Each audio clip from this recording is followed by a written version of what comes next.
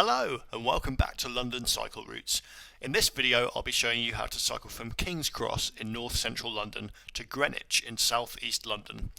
This ride takes about 45 minutes and the whole thing is on quiet streets and protected cycle lanes. It's genuinely a really nice ride. And if you'd like to see more videos of safe cycle routes across London, then hit subscribe on the channel because I post new ones here every week. Alright, let's get going.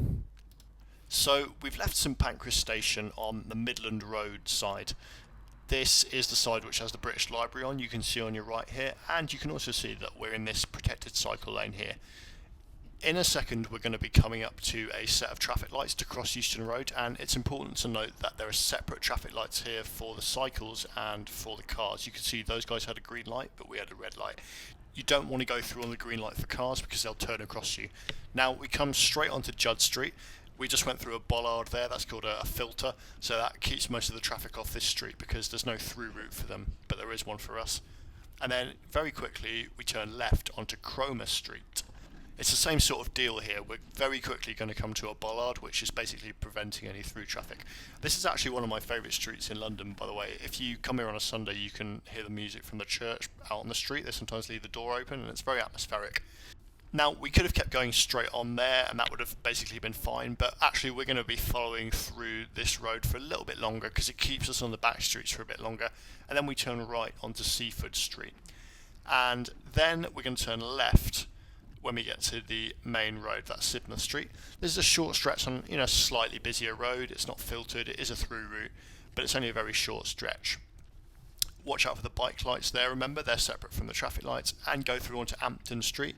This again is another little filtered route. This is a really good example of a route in London where, we're not necessarily on cycle lanes, but the streets have been made quiet by removing through traffic, and then they've actually crucially been connected up with little short stretches of cycle lanes between them, which just make the route flow better, and it's actually a really nice route to follow. I really like this back street here. So you can actually go left here if you wanted to, and that would take you towards Islington and Hackney, but we're not going to do that today. We're going to go straight on. Make sure you watch out on that road because you don't have priority at that junction. And we're heading around Phoenix Place. That's a Royal Mail sorting office on our left, and there are some new flats on our right which are gradually taking shape. You can probably tell if you watch some of the earlier videos, then they gradually get a little bit more finished every time I go past. If you do struggle to remember which way to go here, or you're not using a map app, then just follow the cycle symbols on the road, or you can just carry this video in your pocket and watch it as you go. Now this section here is really the end of the quiet street section, and we're actually going on a main road, but fortunately it's a main road with segregated cycle lanes, so we don't have to worry about the traffic at all. We're coming here onto Farringdon Road, and we're actually going to be going straight down south on this Farringdon Road, then across the river, and again on Blackfriars Road for quite a long time now, and it's really just quite a straight route, so it's really difficult to get lost here. It's mostly a really, really good cycle lane actually. You can see that there's a curb protecting us, but there are a couple of bits where it's a little bit dodgy. So you can see just coming up here, there's a van that's just parked in the lane here. That's really annoying, and it shows actually why segregation on these routes and why protection on these routes is necessary, because it does stop motorists from being able to do that. No one's going to sort of drive over one of those wands or the curb. I mean, they might do, but it would probably do them a little bit of damage. Now, just coming up in a second, there's actually a really interesting bit which you might not know the story behind. You can see we're on a raised platform here. The cycle lane was on a slightly different design to the other bits. What's actually happened there is that TfL had to put it on a raised platform to save, I think, several millions of pounds, because if they hadn't done it then they would have had to redo the drainage for the whole street. It's just a slightly strange engineering decision. I don't actually think it makes the cycle lane particularly bad, or any worse actually. It just makes it look a little bit weird, but yeah, probably good on balance to save all that money. Now, you can see here there's absolutely loads of people using this route. It's not even like rush hour or anything like that. You really get swarms of cyclists on here, and it's a really, really useful general north-south route to get between North London and South London. There's that new tower looming in the distance, by the way, as we get to Blackfriars Bridge. One Blackfriars, kind of looks like a sort of sailboat or something like that. I don't know what people think of it. I actually think it's quite nice, to be honest, as far as glass towers in London go, but you can see it there looming ahead of us. Let me know what you think of it in the comments. I know it could probably be quite controversial. I think there's a pretty nice view from the bridge here as well. You can see the Tate Modern there on the left. There's a Tate Modern extension. That's that slightly strangely shaped tower there. And we're going through security barriers there. Those are added to stop vehicle attacks on pedestrians on the bridge. Hopefully they'll find a better long-term solution for that eventually, because it is a bit annoying to cycle through. Yeah, this is really quite lovely, I think. All these different people cycling on the street, they're all sort of doing different stuff. There's a guy with a cargo bike there. There's sort of people who seem to be on their way to work, wearing all different sorts of stuff, just doing what they feel comfortable. And I think that's just really nice in general. And you can see this is just a really high quality cycle lane. We're really just going straight down this road, and absolutely anyone could do it. You could take like an 8-year-old on here and they would probably love it. Now we are going to be turning off to the left in a second, and the road you want to keep an eye out for when you're coming down here is called Weber Street or Weber Street.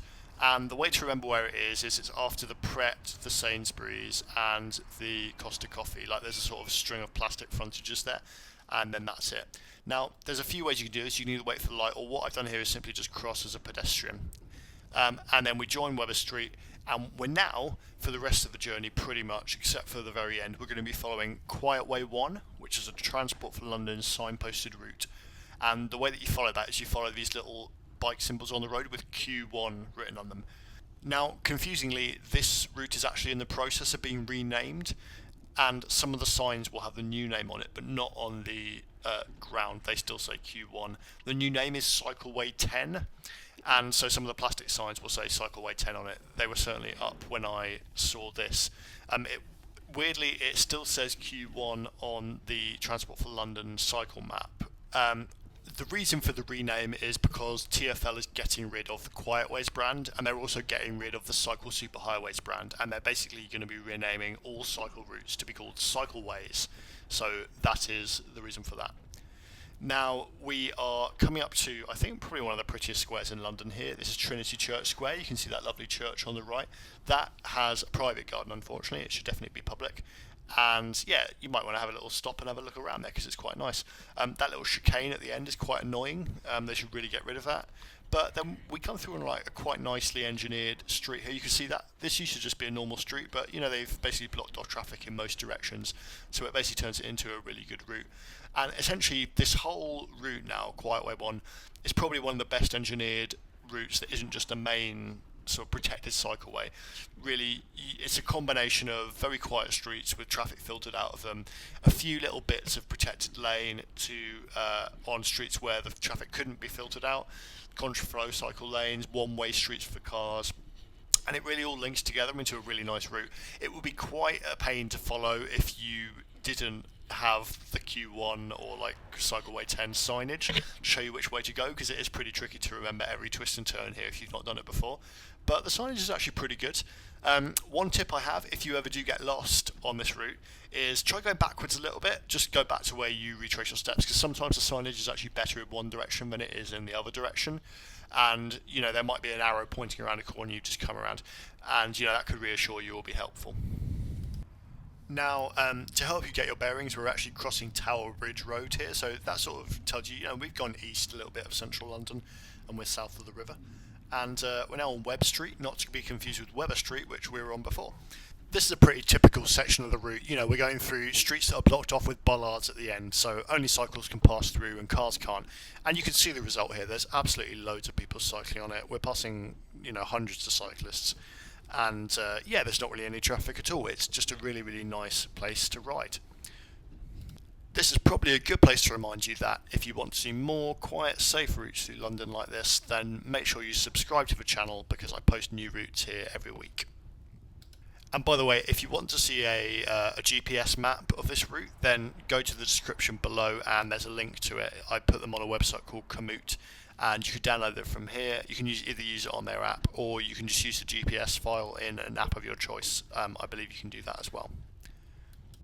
Now, interestingly, here on Chaucer Drive, which we just turned into, you're actually tantalisingly close to Burgess Park, but there isn't really a good way through for you to cycle to it. And if there was, you'd actually be able to get to a lot of places. It would open up a load of routes. So if anyone from Southwark Council is watching this, then please do think about putting in a link between Quietway 1 and Burgess Park.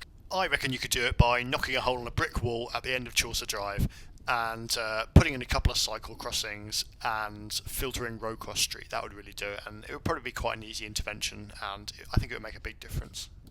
But for now, we're continuing on our route towards Greenwich, and we're basically around Bermondsey now.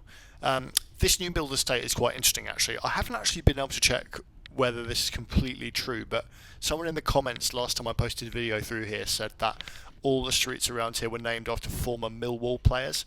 That would make a lot of sense because we are about to approach Millwall's football ground, the Den, but I actually can't find any record of players called Rossetti or Stevenson, so I admit I haven't looked very hard, so if anybody could tell me who they are, then their full names, then I'd find that really interesting as well.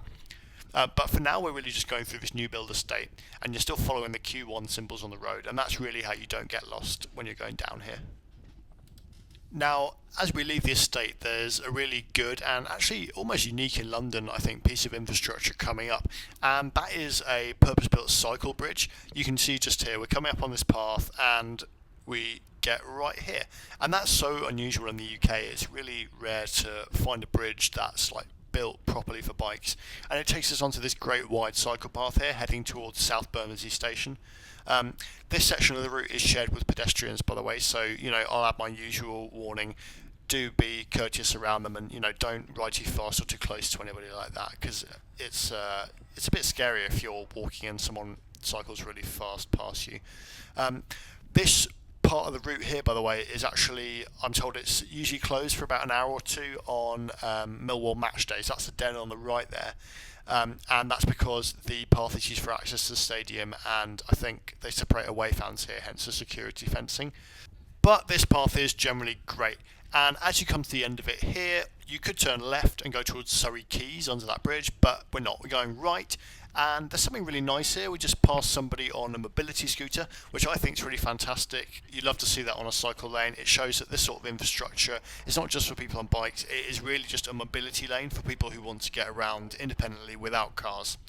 Now, we've come here and we're on what's a shared use path now. So this is shared with pedestrians, but there isn't really that much pedestrian footfall traffic around here, so I wouldn't worry too much. But do watch out at these side roads. You do have priority over them. That's what those little markings mean. They're called elephant's feet in the road planners jargon, because they look like kind of elephants have walked across the road. But not every motorist is necessarily going to know that, so yeah, I wouldn't risk your life by trying to gain a couple of extra seconds. This section here, I would absolutely do what that person did and I didn't do, which is stop and just have a really good look to make sure there aren't any cars whizzing around the corner. Then head through Folkestone Gardens. The cycle symbols on the pavement are a little bit faded here, so do keep an eye out for them. It might be quite tricky to see them, especially if it's dark. And also remember that there are pedestrians here as well. This is a shared space, so don't go too quickly and ride courteously. And then head under this bridge, this bollarded bridge, and this brings us out onto another set of residential streets where we immediately turn right onto Childers Street. And something crazy happened there. We actually passed a couple of cars, and that's no big deal at all, apart from the fact that you might, if you've been keeping count, you might realise that we haven't really passed any cars for the entire journey. This has been genuinely a really, really quiet ride, and it's been absolutely lovely, I think, so far. We've still got a little bit of a way to go. As I say, this does take about 45 minutes in total, this route. So, you continue here, this quiet street with bollards at the end, and it takes us into this Evelyn Green Park. There's a nice old looking pub there, the Lord Clyde.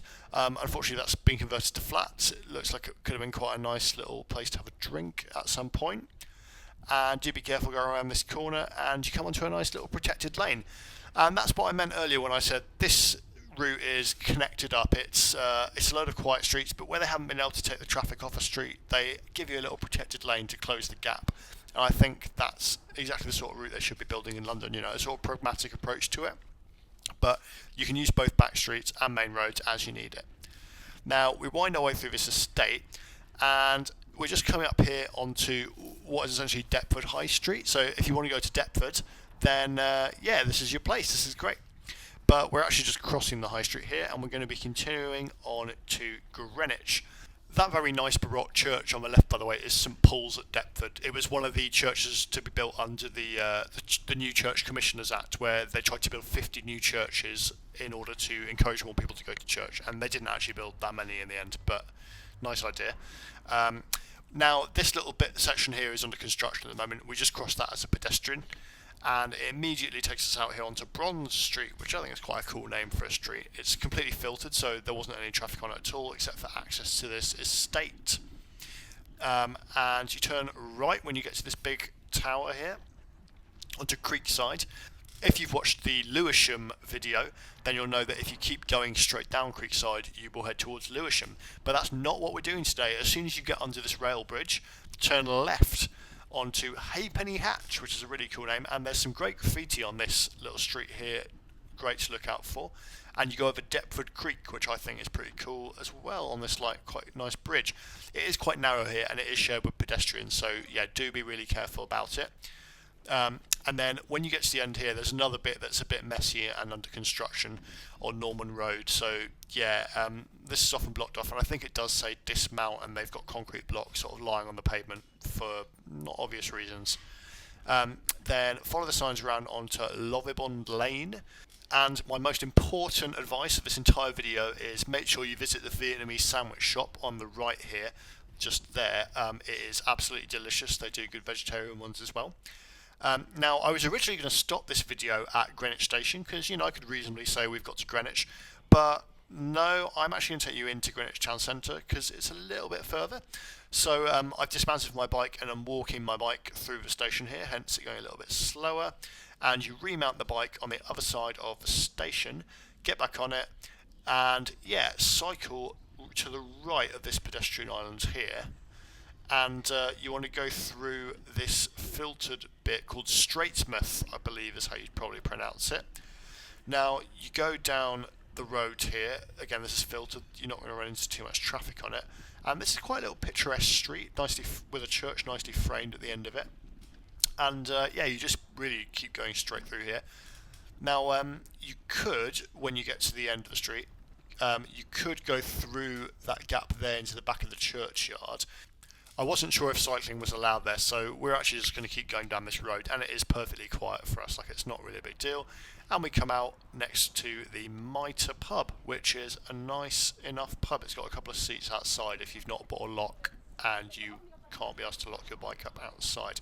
And now we're just walking on the pavement into Greenwich Town Centre, and you'd find the Cutty Sark dead ahead of you. You'd find Greenwich Market sort of forward and to the right. And yeah, you're really just in the middle of Greenwich, the sort of nice bit around Maritime Greenwich. So yeah, thanks very much for watching that, guys. I hope it was a useful route.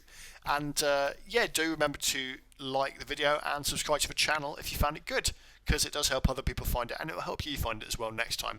Thanks very much for watching, guys, and see you next time.